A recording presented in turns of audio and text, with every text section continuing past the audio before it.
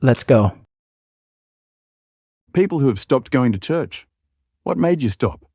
The focus on appearances. It seemed like no one actually gave a shit what went on behind closed doors as long as they weren't forced to acknowledge it. Felt like nobody would care if their back teeth were rotting out just as long as the front looked nice, so to speak. I stopped going when I was 14 and two different people, one of them the pastor, told me that dinosaurs never existed.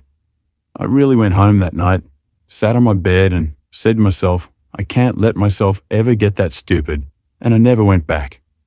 I was going 4 times a week too. It was a big part of my life. They said my mom's cancers was God testing me and my family. I was a regular churchgoer for most of my life, as was my wife.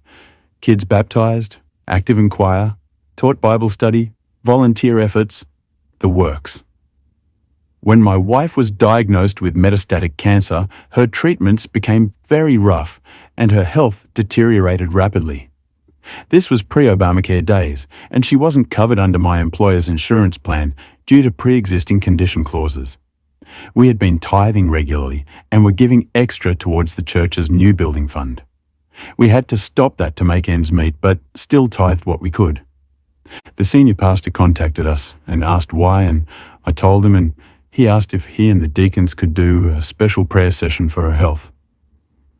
We showed up to the session, laying on of hands and whole process. It was emotionally nurturing, but her health continued to spiral. Each visit we got more and more bad news. Finally, a diagnosis of stage 4, and she was given only months to live. We were once again approached by our pastor, who asked to come to our home and see us. During that visit, the godless bastard looked straight at her and said she must have some hidden sin that was preventing her from being healed, and this was God's way of pushing her to seek the better path, blah, blah, blah. My wife was sitting there, oxygen tubes up her nose, no hair, down 60 pounds from her vibrant pre-cancer self, and could barely speak above a whisper. And he had the gall to accuse her of committing some hidden sin, stopping God from granting her healing. I threw him out of our home. I refuse to worship any god that needs to play with their creation to somehow get off on praise. That's bullshit. She died one of the most wholesome women I've ever known, and several years later, I'd learned that pastor was diddling several kids in the congregation. If God exists, it's not in any church. Church was designed to glorify evil men. Edit. This blew up overnight. For some follow-up to common questions I'm seeing in the replies to my post. First, thank you for your support, understanding and even pointing out that one bad pastor, and this man was truly vile, doesn't condemn an entire religion. You are right, it doesn't and shouldn't. But I've since encountered this in so many other religious settings. I know the Bible well enough to know there's literally the opposite support for this belief that you are being punished for some secret sin. Bad people often flourish in this world. Good people often suffer. I don't understand that, other than to understand that, good or bad, suffering is the human condition, and all faith can offer, often with great effect, is a means to endure it. I have been in a few churches since that one, and each of them I felt more and more convinced that it's the man-woman behind the pulpit and their character that defines that church. Which means it's more of a congregation of charisma and influence than any meaningful expression of worship of God. Thus, I no longer go to church. It's a flawed institution, and I've found no need to attend any church to maintain a spiritual outlook. I still tithe. But now it's donations to charitable orgs that I research carefully and have a proven track record of actually helping others. And either via coincidence or design, none of those orgs are affiliated with any particular religious institution. And for those asking, not Mormon, not Catholic, not SDA, straight up non-denominational Christian church, one of the larger ones in the region, responsible for spinning off many other versions of the same megachurch. The pastor disappeared for several years after the incident, but later reappeared at another church. I don't blame God for allowing that pastor to continue to live and prosper. I blame the church for allowing that.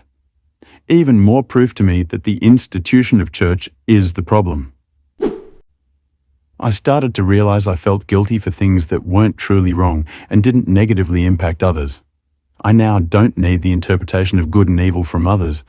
I just do my best to be a good person on my own terms. So, I was raised in the Church of Christ. Women aren't supposed to speak in front of men. Instead, they're supposed to filter their voice through their husband or father. My dad has Alzheimer's, and my raised in the church husband beat me, cheated on me, lied, stole, and beat our kids. I also watched them drag a 16-year-old gay child to the front and excommunicate him in front of over 1,000 people. Evil effing cult. I went to a Baptist university and they were building a new football stadium. One day, at the dog park, I was talking with a professor who was also a preacher about the new stadium. We were both excited to hear that neither of us thought the stadium was a good idea. But I'll never forget the look of disgust on his face when I said that the money should go to helping the largely impoverished community around the university. He thought it should go to building more churches. It was then I realized that I have fundamentally different morals and ethics than churchgoers. I never really could connect with anyone in the church. They were too churchy. They didn't seem capable of having conversations that didn't revolve around the church or the Bible. And I can't just talk about that 24/7. The level of close-mindedness as well was quite infuriating and couldn't continue to deal with that. That's probably one of my biggest peeves. When someone makes the Bible and being Christian their entire personality. I took an advanced ELA class in high school where we were required to read Life of Pi and have a group discussion on it weekly. And while yes, the story does focus on Christianity in part, it also placed emphasis on other religions, which is why I found the book so interesting. All of my classmates were those churchy people, and I'd stopped going a few years before. Every single discussion, they each had a different Bible verse to pull out of their ass to relate to the book. The conversations around a book that's about multiple religions was so Christian-centric that I felt hindered and like I couldn't even speak in these discussions because I didn't eat, sleep, breath, Jesus, and the Christian God. My son is trans. He was accepted when he was female. When he began transitioning to male, several congregation members let it be known they didn't approve. Then the pastor made an anti-LGBTQA comment and we were done.